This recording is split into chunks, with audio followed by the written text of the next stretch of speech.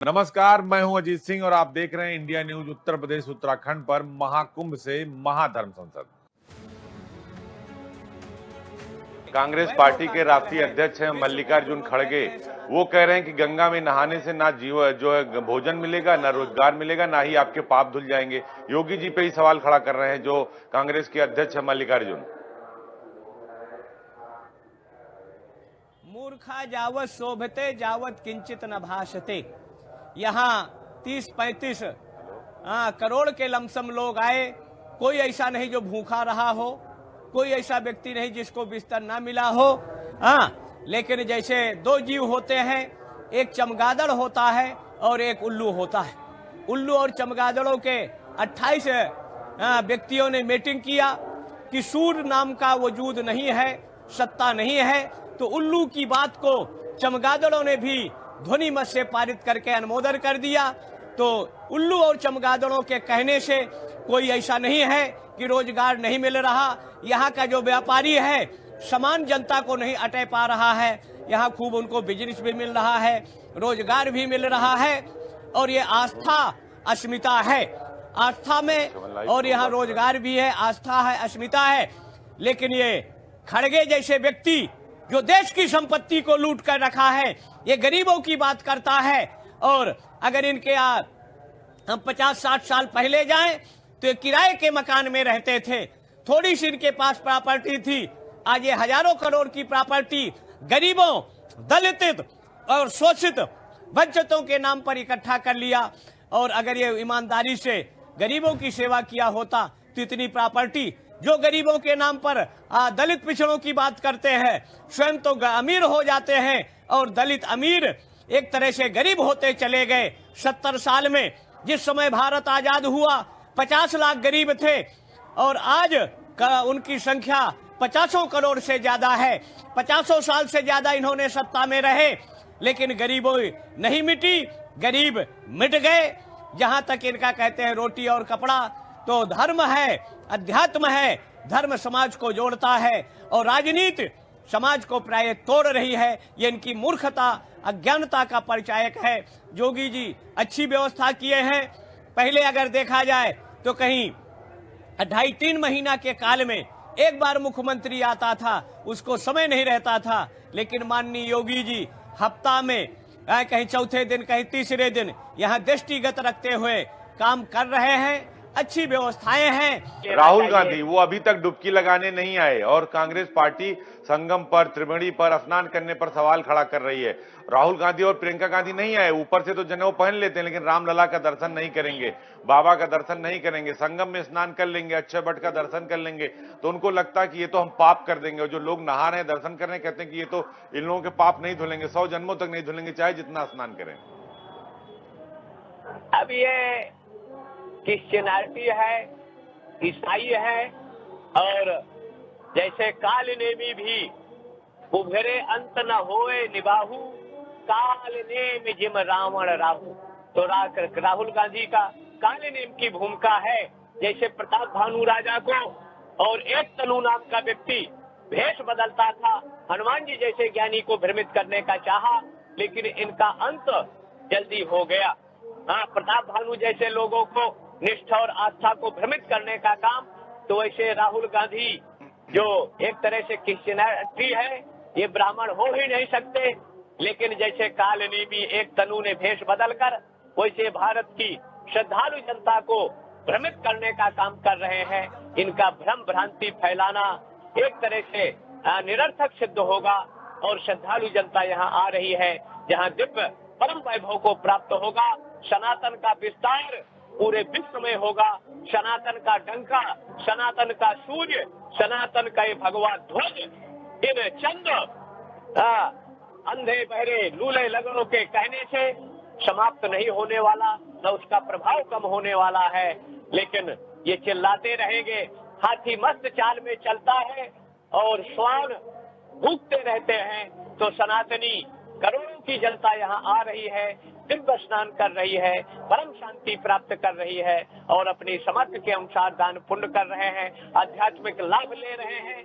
तो राहुल या खड़गे या अखिलेश जो नमाजवादी लोग हैं ये वहां तो जाएंगे और अनर्गल प्राप्त करेंगे, इसका कोई असर प्रभाव ये कुंभ क्षेत्र में पड़ने वाला नहीं है। यहाँ आए देखें कितने की संख्या में कितने लोग देव धनुज के नर नर बेनी सादर मज्ज ही सकल त्रिवेणी ये ब्रह्म द्रवा का मज्जन करते हैं, स्नान करते हैं। देवता दानो मानो विभिन्न रूपों में आकर यहाँ स्नान कर रहे हैं और परम शांति को प्राप्त हो रहे हैं। ये सनातन के एकत्र जनता को देखकर इनकी रात भर नींद नहीं आती, इनको बीपी बढ़ जाता है और हमारी चिंता के हाय हाय करते हैं, इसलिए विरोध कर रहे हैं। इनके विरोध का कोई असर समाज में, राष्ट्र में, जनता में, देश विदेश जो श्रद्धालु है उस पर कोई असर नहीं होगा। कांग्रेस के राष्ट्रीय अध्यक्ष हैं, जबकि उनके परिवार को निजाम ने, हैदराबाद के निजाम के लोगों ने जिंदा जला दिया था, फिर भी वो सनातन का विरोध करते हैं और कहते हैं त्रिवेणी में डुबकी लगाने से कुछ नहीं होने वाला। नाना मुनि नाना मत। कोई राजनीतिक व्यक्ति सनातन के संबंध में कितना अपना प्रत्यक्ष राय रख सकता है, आप बताइए। मैं आईआईटी के सबसे टॉपर से आपको कोई प्रॉब्लम हो आपके शरीर में, आपका इलाज करवा दूं, करवा लोगे? वो आईआईटी का टॉपर है, नहीं करवाओगे ना, आप डॉक्टर से करवाओगे। नहीं करेगा, तो उसके लिए वो तो डॉक्टर कांग्रेस चाहिए। के हैं कि राजनीति में हैं, कहाँ हैं तो हुई मल्लिकार्जुन खड़गे, वो क्या जानते हैं सनातन के विषय में? सनातन के विषय में ना, गंगा में नहाने से गरीबी नहीं मिट जाएगी, ये कमाल की बात है भाई। सब कुछ क्या गरीबी नहीं मिट जाएगी, दरिद्रता मिट जाएगी। चाह गई चिंता गई मनवा भई बेपरवाह, जिनको कछु नहीं चाहिए वो सहन के साह। भारत सोने की चिड़िया थी, सनातनी भारत था, तब तो भारत में गरीबी नहीं थी, भारत में दरिद्रता भी नहीं थी आंतरिक।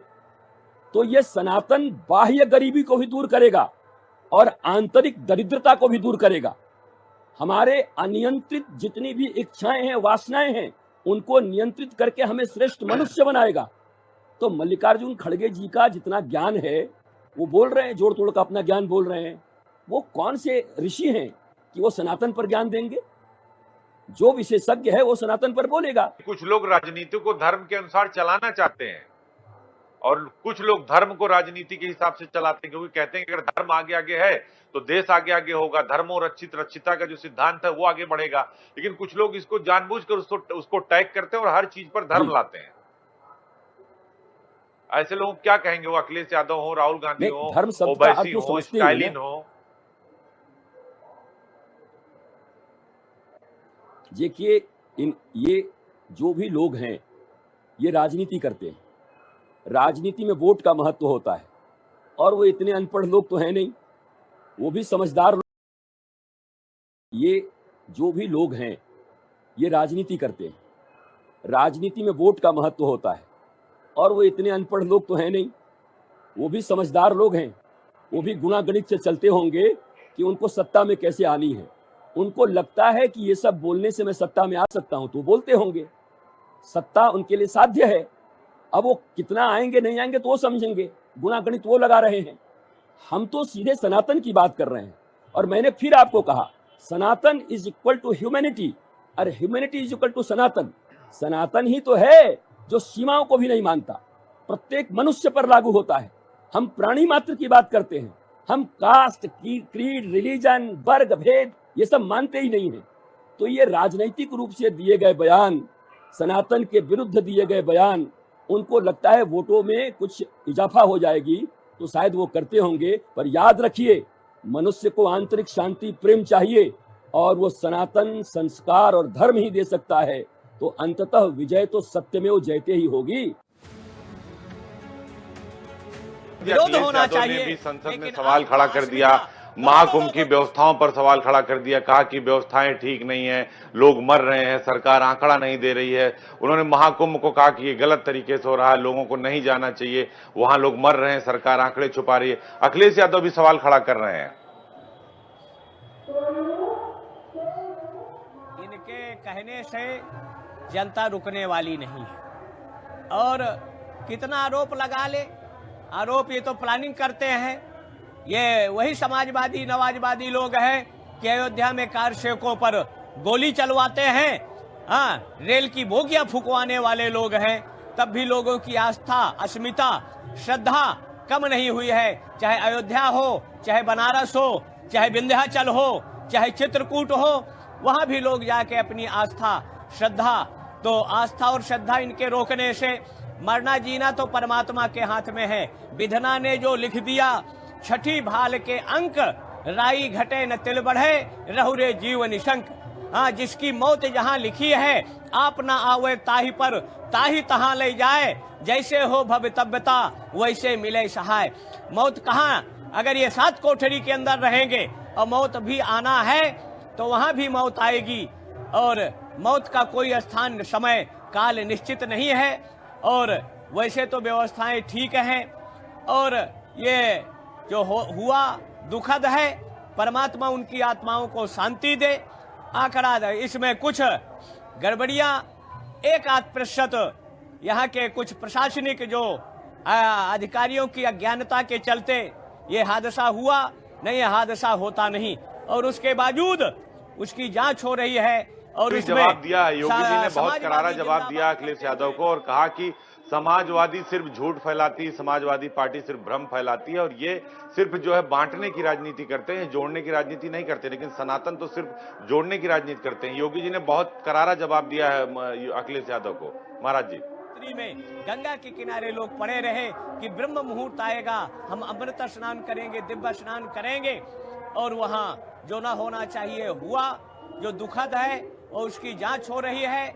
और जांच में ये तो सरकार बताएगी क्या है कैसे है, लेकिन उनको दंड जरूर मिलेगा, वो बचेंगे नहीं। अपराधी को सजा अवश्य मिलेगी, चाहे जहां हो जैसे हो, उन पर दंड मिलेगा। सरकार दंड नहीं देगी, लेकिन परमात्मा का जो दंड विधान है उसकी लाठी में आवाज नहीं होती, लेकिन गलत करने वालों का दंड उसको जरूर मिलेगा। योगी जी हमारे अच्छे हैं, श्रेष्ठ हैं। प्रशासन कुशासन को मिटाकर सुशासन में तत्पर है, काम उनका ठीक चल रहा है। लेकिन जैसे कुछ ऐसे जीव जंतु हैं, उनका काम विरोध है। अभी तो अखिलेश विरोध कर रहे थे, उनके काल में भी अगर देखा जाए तो सुशासन का जो नारा दे रहे हैं। रेलवे का हादसा हुआ था, 3-4 जगह भगदड़ हुई थी, कई लोग घायल और मरे भी थे। आज मुख्यमंत्री योगी आदित्यनाथ ने अखिलेश यादव को बहुत करारा जवाब दिया है। योगी जी ने कहा कि ये समाजवादी और ये जो अखिलेश यादव है सिर्फ ये भ्रम फैलाते हैं, इनके पास कुछ नहीं है, ये सिर्फ लोगों को बांटने की राजनीति करते हैं, जबकि बीजेपी और योगी जी और सनातन जोड़ने की राजनीति करता है। और अखिलेश यादव पहले भी सवाल खड़ा कर रहे थे कि कुंभ में व्यवस्था नहीं है, कुंभ में लाइट नहीं है जो है, और 2.5 महीने में योगी सरकार ने जो करके दिखाया वो पूरी दुनिया ने देखा। भूटान के नरेश आकर देख के गए, प्रधानमंत्री से लेकर गृह मंत्री, रक्षा मंत्री, देश दुनिया के 100 देशों को लोग आ रहे हैं, लेकिन वो अखिलेश यादव को नहीं दिखाई दे रहा। वो लोकसभा में सवाल खड़ा कर रहे हैं, लेकिन योगी जी ने उनको बहुत तगड़ा जवाब दिया, कहा कि ये ऐसे लोग हैं जो राजनीति में जनता को बांटते हैं, धर्म के नाम पर बांटते हैं, जाति के नाम पर बांटते हैं, ये सिर्फ तुष्टीकरण करते हैं, और ये जो कह रहे हैं सब बेकार है और ये निरर्थक बातें हैं।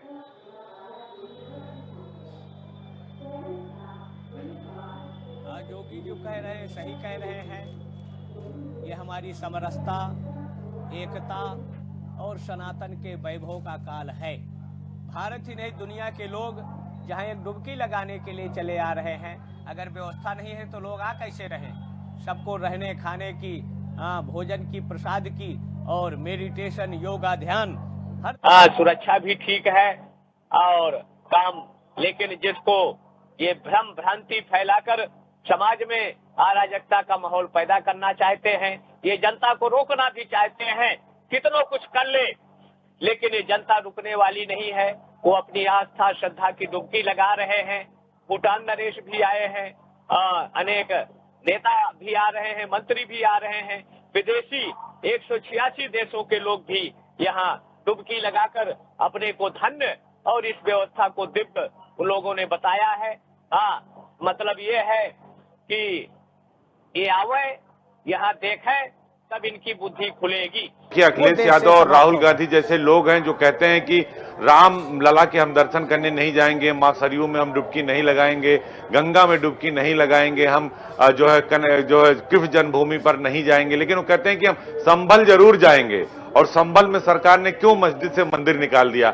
ऐसे लोगों को क्या कहेंगे जो दिखाते तो हैं कि हम हिंदू हैं, सनातनी हैं, जनेऊ पहन लेंगे, डुबकी लगा लेंगे, लेकिन कहेंगे नहीं नहीं संभल में सरकार गलत कर रही है और वहां तो मस्जिद है, मस्जिद रहना चाहिए, मंदिर नहीं होना चाहिए, और रामलला का दर्शन करने नहीं जाएंगे। प्रकृति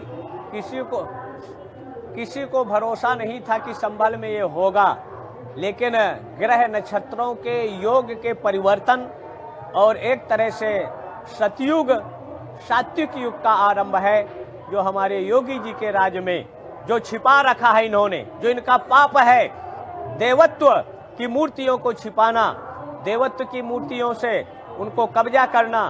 लेकिन तिभिर मासै तिभिर पक्षै तिभिर वर्षै तिभिर दिने अवश्यमेव भोक्तव्यम कृतम कर्म शुभाशुभम। अच्छा या बुरा कर्म जो करता है ये भगवान से जो विमुख होते हैं, धर्म विमुख असहाल तुम्हारा, रहा न कुल को रोअन हारा। रावण जैसे चक्रवर्ती सम्राट, देवताओं को अपने नियंत्रण में करने वाला, ये उसके सामने तो जीरो है। और जो धर्म का विरोध करता है, ईश्वर का विरोध करता है, वो समूल विनाश को प्राप्त होता है। उनके कुल खानदान में कोई रोने वाला भी नहीं बचता है। कितना प्रतापी रावण था, जहाँ इंद्र, वायु, अग्नि, वरुण जैसे उनके नौकर के रूप में काम करते थे, लेकिन काल चक्र जब आता है तो समूल विनाश को प्राप्त हो गया। एक नारी के सम्मान और वजूद के लिए लंका का युद्ध होता है, एक नारी द्रौपदी के सम्मान के लिए महाभारत का युद्ध होता है। और जितने विधर्मी 5 पांडव थे और 100 कौरव, लेकिन यतो धर्म ततो जय, जहां धर्म है उनकी जय होगी और जहां अधर्म है उनका समूल विनाश होगा। बड़े बड़े नेता हैं उस बात को नहीं समझते हैं महाराज जी कि सनातन कोई धर्म नहीं है, सनातन कोई मजहब नहीं है, सनातन हमारी संस्कृति है, हमारी सभ्यता है, हमारी परंपरा। सनातन एक सोच है जिससे हिंदू धर्म की भी उत्पत्ति हुई है, लेकिन राजनीतिक दल इस बात को नहीं समझते और इसको धर्म मानकर कुठाराघात करते हैं और सवाल खड़े करते हैं कि महाकुंभ में मत आइए, महाकुंभ में डुबकी मत लगाइए, क्यों लोगों को बुलाया जा रहा है। बहुत सारे सवाल खड़े होते हैं सनातन को लेकर। हाँ, तो कौन सुन रहा है उनकी, आप बताइए। इतनी भीड़ तो इतनी हो रही है कि आप देख रहे हैं कि भीड़ नियंत्रित करना मुश्किल हो जा रहा है। एक दुर्घटना हुई, दुर्घटना के बाद कुछ ये हुआ, उसके बाद भी 30-30 किलोमीटर तक लोगों की गाड़ियां लगी हुई थी कि घटनाएं हो गई, दुर्भाग्यपूर्ण है, हम दुखी भी हैं, लेकिन हम संगम जाएंगे और बड़ी मर्यादा के साथ स्नान करके आएंगे। कौन सुन रहा है? सारे लोग आत्मिक शांति ढूंढ रहे हैं, हर आदमी ब्लिसफुलनेस ढूंढ रहा है। ये सनातन की मर्यादा समझे न समझे, धर्म को समझे न समझे, धर्म की परिभाषा जाने न जाने, और मैं तो आपको कहता हूं ये समझते भी हैं, पर समझते हुए भी चूंकि सत्ता प्राप्त करनी है, और मैं उनको बुरा नहीं मानता, हर दल का ये सिद्धांत है कि मुझे सत्ता में आना है, तो सत्ता में आना है तो क्या मर्यादाओं की तिलांजलि दोगे, मानवता की तिलांजलि दोगे? सनातन सभ्यता, संस्कृति, 16 संस्कार, 64 कलाओं की विद्या, जहां एरोनॉटिक्स की पढ़ाई होती थी, जहां मेटाफिजिक्स है हमारे वेदों में, जहां की सभ्यता ने जीरो दिया, जहां बड़े बड़े ऋषि हुए जिन्होंने बड़े बड़े इन्वेंशन किए, गुरुत्वाकर्षण आपके यहां से बना है, क्या आप इसको खत्म कर दोगे? क्या विज्ञान भी मिटा दोगे? सनातन एक विशुद्ध विज्ञान है, इसको कौन मिटाएगा? वक्फ बोर्ड जो है वो जो है भू माफिया बोर्ड है और वक्फ बोर्ड ने हिंदुस्तान की संपत्तियों पर कब्जा कर रखा है। तो सनातन बोर्ड बनेगा तो वक्फ बोर्ड अपने आप खत्म हो जाएगा, और वक्फ बोर्ड को जो मानते हैं वो कहते नहीं हम सनातन बोर्ड नहीं बनने देंगे, और सनातन बोर्ड की क्या जरूरत है? बनेगा सनातन ऐसे अगर हर आदमी बोर्ड चिल्लाएगा। वक्फ बोर्ड की भारत में जरूरत नहीं है, इसको जितना जल्दी हो जा सके समाप्त करना चाहिए। इस्लाम का दावा इस पर नहीं बनता, क्योंकि आजादी के समय जिन्ना ने कहा था हम इनके साथ नहीं रह सकते, बंटवारा हो गया, उतना उनको भूमि मिल गया। तो ऐसे कानून की भारत में भी जरूरत है। जो मंदिर है वो सरकारी नियंत्रण से मुक्त होना चाहिए। भारत में समान शिक्षा, समान कानून और भारत की न्यायपालिका से कोलोजियम सिस्टम खत्म होना चाहिए, जिससे लोगों को न्याय मिल सके।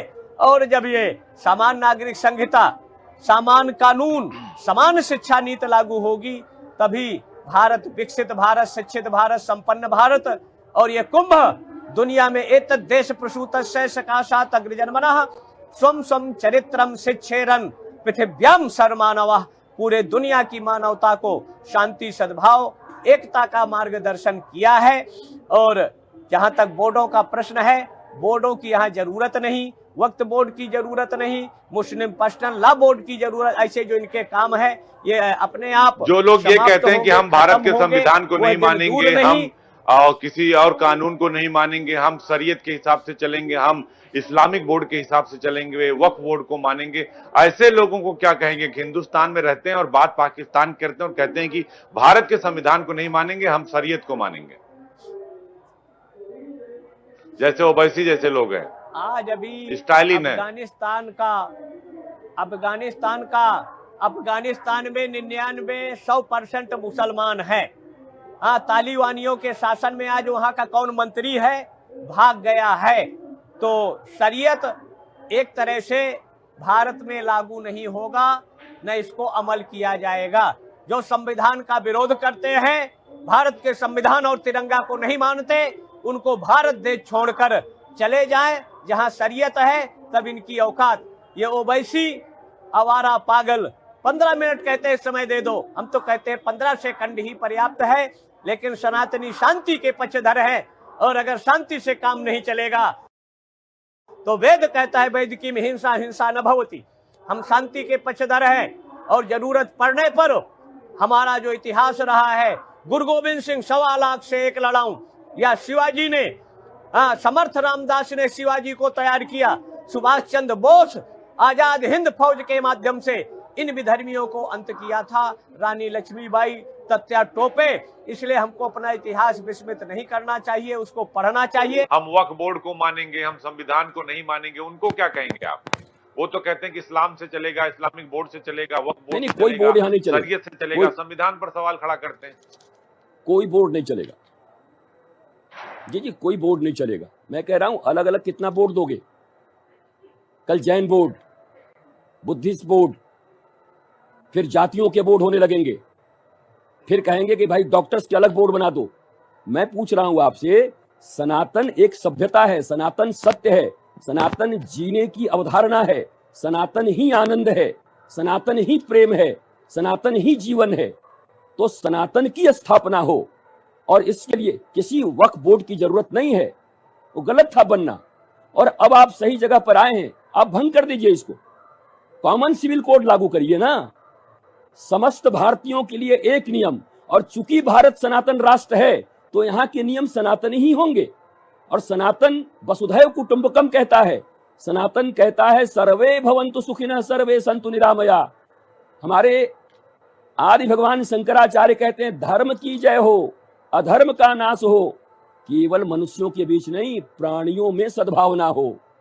हम तो उसको मानने वाले हैं, हम कास्ट, क्रीड एंड रिलीजन से चलने वाले लोग नहीं हैं। ये सत्य है सनातन, जो पूरी दुनिया पर लागू होती है, पूरी मानवता पर सनातन लागू होती है। लेकिन भारत इसको ठीक से प्रस्तुत नहीं कर पा रहा है। हमारे आर्ष ऋषियों ने जब खोज किया, मन की शांति दी, तो उस समय भारत विश्वगुरु था। धर्म को नहीं मान रहे हैं, जो ये कह रहे हैं कि हम धर्मों रक्षित रक्षिता को नहीं मानेंगे, हम सनातन को नहीं मानेंगे, हम त्रिवेणी को नहीं मानेंगे, हम इस भारद्वाज की नगरी में को नहीं मानेंगे जहां ब्रह्मा जी ने यज्ञ किया था, जहां सरस्वती जी हैं, जहां गंगा जी हैं, जहां यमुना जी हैं, जहां त्रिवेणी है, सबसे बड़ा तीर्थ प्रयागराज कहा जाता है। उनके लिए आप क्या कहेंगे? उनकी बुद्धि कैसे शुद्धि होगी? देखिए, मैं एक ही बात कहूंगा, सनातन संस्कृति और सभ्यता का पुष्प जब खिलेगा तो उसकी सुगंध कोई नास्तिक हो, आस्तिक हो, न मानने वाला हो, उसके भी नासिका पुटों में जाएगी।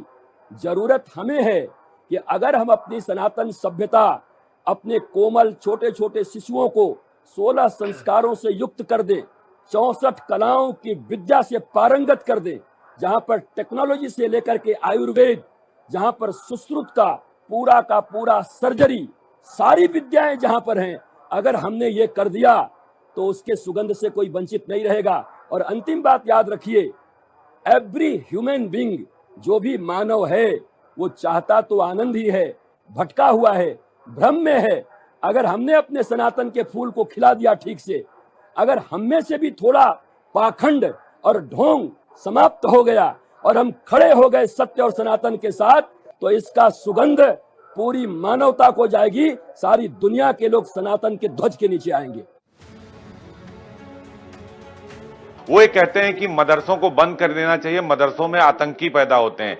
जो वृंदावन के जो रितेश्वरा महाराज जी हैं आनंद धाम के, वो कहते हैं कि गुरुकुल की स्थापना करिए, गुरुकुल में राष्ट्रवादी पैदा होते हैं और मदरसे में आतंकी पैदा होते हैं। तो आप क्या मानते हैं कि वाकई में मदरसे से आतंकी पैदा होते हैं और गुरुकुल से राष्ट्रवादी पैदा होते हैं, तो मदरसे बंद कर देने चाहिए? मदरसों को समान शिक्षा नीति अगर यहाँ लागू हो जाए तो अपने आप ये सब नियंत्रण हो जाएंगे। तो अपने आप ये सब नियंत्रण हो जाएंगे। इनको बंद भी करना चाहिए, समाप्त करना चाहिए। यहाँ आतंकवादियों को नहीं, यहाँ वैज्ञानिकों की जरूरत है, डॉक्टरों की जरूरत है, आईएएस की जरूरत है, इंजीनियरों की जरूरत है, प्रोफेसरों की जरूरत है। इसलिए समान शिक्षा नीति की जरूरत है। मदरसे या कॉन्वेंटों को यहाँ जरूरत नहीं है। शुद्ध सात्विक आध्यात्मिक, जिसमें राष्ट्रवाद प्रखर और प्रखर हो, ऐसे शिक्षा की भारत में जरूरत है। मदरसे ये अगर देखा जाए, या मजारें इनकी, या जो इनकी मस्जिदें हैं, अल्लाहु अकबर रसूलुल्लाह बिस्मिल्लाह, ये 5 बार दिन में कहते हैं कि जो उस रसूल को नहीं मानता वो काफिर है, उसको जीवित रहने का अधिकार नहीं है। इसलिए ऐसी शिक्षा पर प्रतिबंध लगना चाहिए, रोक लगना चाहिए, जिसमें राष्ट्रवाद, एकता, समरसता, या सर्वे भवन्तु सुखिनः सर्वे सन्तु निरामया, या ईशावास्यमिदं सर्वं यद् किंचित् जगत्याम जगत तेन त्यक्ता भुंजीथा मां गधा सिद्धनम। ऐसे उपनिषद जो समरसता, एकता, या सिया राम मैं सब जग जानी, करहु प्रणाम जोर जुगमानी। जब मनुष्य के अंदर हम देवत्व देखेंगे तो समाज में समरसता, एकता का वातावरण होगा। लेकिन मदरसों की शिक्षा नीति नफरत, घृणा, हिंसा पर विश्वास करती है। इसलिए इनको अगर रोका जाए तो भारत के लिए अच्छा होगा। ये वो लोग हैं जो मदरसे से आतंकवादी पैदा करते हैं। इस देश में गुरुकुल बनने चाहिए, क्योंकि गुरुकुल से राष्ट्रवादी पैदा होते हैं और मदरसे से आतंकवादी। आप मानते हैं इसको? क्योंकि आप भी गुरुकुल की स्थापना काशी में कर रहे हैं। देखिए सनातन विश्वविद्यालय का निर्माण भारत का सबसे बड़ा नहीं, दुनिया का सबसे बड़ा विश्वविद्यालय बनने जा रहा है, जहां हार्वर्ड, कैम्ब्रिज और ऑक्सफोर्ड को भी जो मात देगा एक्सटर्नल एकेडमिक क्वालिफिकेशन में, और इंटरनल जो सनातनी विद्या है, आत्मिक विद्या है, उस विद्या को भी पढ़ाई जाएगी। जब कॉन्वेंट में हम चले गए तो केवल जीविकोपार्जन की विद्या, एम्प्लॉयमेंट की विद्या हमें सिखाई जा रही है, फिर भी बेरोजगारी बढ़ गया। हमारी जब गुरुकुलम की पद्धति थी तो 64 कलाओं की विद्या थी, जिसमें एम्प्लॉयमेंट के भी साधन थे, सारे हुनर थे, और इंटरनल साइंस भी था। हमारे मन को कैसे शांत रखना है, आत्मा को कैसे जानना है, तो मिक्स पद्धति थी। गुरुकुलम समाप्त हुआ तो केवल पेट पूजा करने की विद्या हो गई, वो भी ठीक से पूजा नहीं हो रहा है, गरीबी बढ़ गई। आप सब भी कह रहे हैं, वो लोग भी कह रहे हैं। तो इस विद्या पद्धति को क्यों धर्म को भी क्यों मैं बोले कि विद्या पद्धति को अब तक लेकर के रखे? व्यवसायीकरण हो गया। देखिए, धंधा में धर्म आ जाए, अर्थात सत्य आ जाए, ये ठीक है। धर्म धंधा बन जाए तो ये पतन है। नाव के नीचे पानी रहे, पानी के ऊपर नाव चले तो आप पार कर सकते हैं, उस पार जा सकते हैं। पर अगर नाव में पानी आ गई तो आपकी नाव डूब जाएगी, आप भी डूब जाओगे। राजनीति धर्म के अनुसार चले, आध्यात्म के अनुसार चले, मर्यादा के अनुसार चले, न्याय के अनुसार चले, तो सारी प्रजा खुश रहेगी, जनता खुश रहेगी, लोगों का उत्थान होगा। और अगर राजनीति के अनुसार धर्म चलने लगे तो धर्म का भी बंटाधार होगा, मनुष्यों का भी बंटाधार होगा, सत्ता का भी बंटाधार होगा। हमारा तो इस्लामिक बोर्ड अलग है, हमारा वक्फ बोर्ड अलग है। महाकुंभ की जमीन पर भी वो कहते हैं हमारा है। देश के 5000 जो जिसकी बात हो रही कि मंदिर तोड़कर मस्जिद बनाए गए, वो कहते हैं ये वक्फ बोर्ड की संपत्ति है। महाकुंभ को भी कह दिया ये वक्फ बोर्ड की संपत्ति। फिर वो कहते हैं हम शरीयत से चलेंगे। वो कैसे इसको मानेंगे? वो तो विरोध करेंगे इसका। नहीं, देखिए, वो विरोध, जो लोग विरोध कर रहे हैं वो भारत के प्रति तो हितैषी नहीं है, सनातन के प्रति हितैषी नहीं है, और मानवता के प्रति भी हितैषी वो नहीं है। क्योंकि अगर कोई व्यक्ति ऐसा मानता है कि सबके लिए एक जैसा कानून नहीं होना चाहिए, तो उसी समय तो उसकी नियत पर शंका हो जानी चाहिए कि ये व्यक्ति गैर बराबरी चाहता है इस समाज में।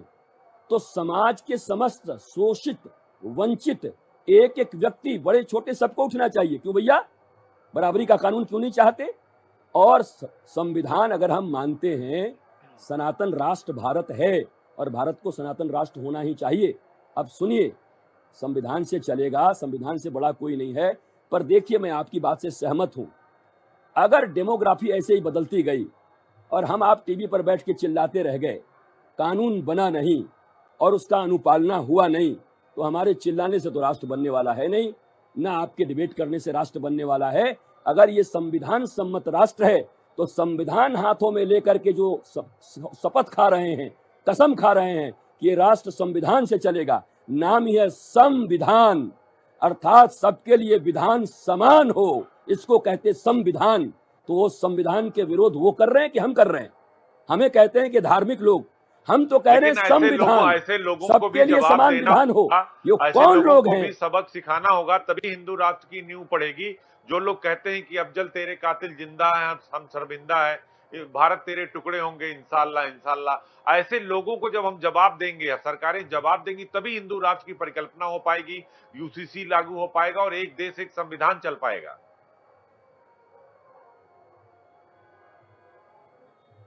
देखिए, संत, सरकार और समाज, इन तीनों के समन्वय से, जैसे गंगा, यमुना, सरस्वती, ज्ञान, कर्म, भक्ति ये संगम है, वैसे ही संत, समाज और सरकार ये संगम पर जब एक साथ लोग जुटेंगे और एक साथ विचार निकल करके आए।